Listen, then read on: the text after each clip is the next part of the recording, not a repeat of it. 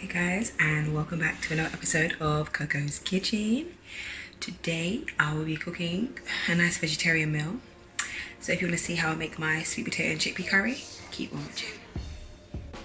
So what you're going to need for this recipe is your chickpeas, your sweet potato, crushed tomatoes, onions, garlic, chili, curry powder, cumin, coriander powder, salt, pepper, a little bit of Maggi seasoning, onion and garlic powder, bay leaves, and your fresh coriander as well. So you start off with a pan that's not hot, add some oil. I've just turned the pan on so it's heating up, so we've got to move quick. I then went ahead and added my spices. This is so that they don't burn. That's why we've got to move really quick, guys, when you're doing this. And then you're just going to stir them around so they infuse.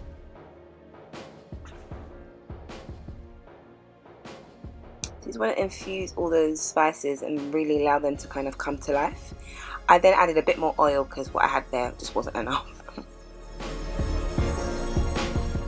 This step allows your spices to infuse and for the flavours to be released, but please watch it. You do not want your spices to burn. Bubbling is good, but no burning, please. I then went ahead and added my onions, garlic, Scotch bonnet pepper or any pepper of your choice, fresh chopped tomatoes, and I just made sure I stirred it in well and everything was mixed and it was infused well.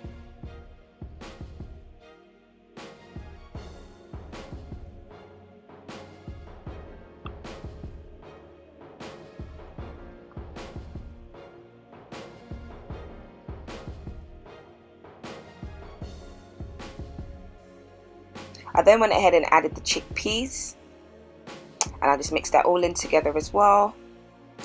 Make sure you just stir it all in. And then I added a bit of salt at this point. I added about a teaspoon and a half of salt, but put as much as you like, to your desire, to your taste buds. Remember to taste your food, is very important, otherwise you're not going to know what you're cooking or what it tastes like.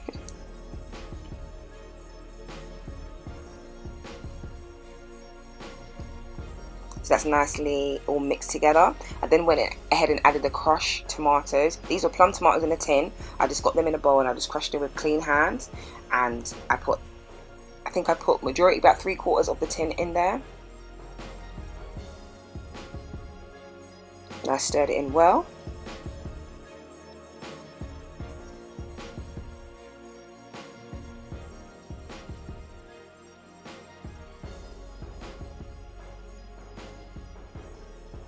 You see it's all cooking and bubbling together. I then went ahead and added the sweet potatoes and I made sure that I stirred those in as well so everything gets covered, all the flavours are on the potatoes, the chickpeas, nothing gets missed. Make sure you stir well, guys, it's important, otherwise you're going to have partially flavoured foods in your cooking and that's not what you want. You want it to all be flavourful and succulent. I then went ahead and added some boiling water, about a cup of water, maybe a cup and a half, just so that the chickpeas were covered. And then what you do at this point, you just mix it all again, because you've just got to mix everything together, and then you add a cover to your pan. Obviously I'm using my favourite wok. Oh, I also add a little bit of Maggi as well, just a little bit.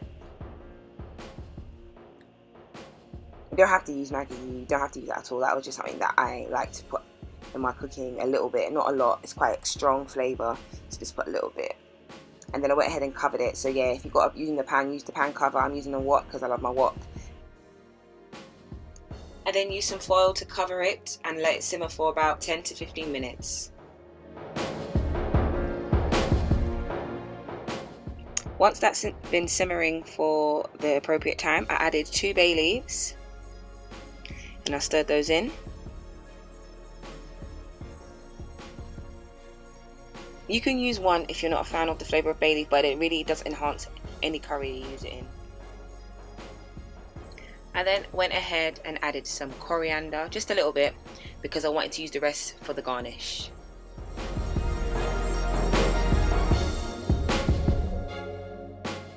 I then recovered the wok and let it simmer for another 10 minutes. Once it's been simmering for another 10 minutes, I then started to mash down some of the sweet potato to create a thicker consistency within the curry. I don't like watery curries and I don't like over thick curries, but this gave it a great medium consistency that some people may use flour to obtain or thickener to obtain. You don't need to use any of that, just use your potatoes in the curry to obtain this texture.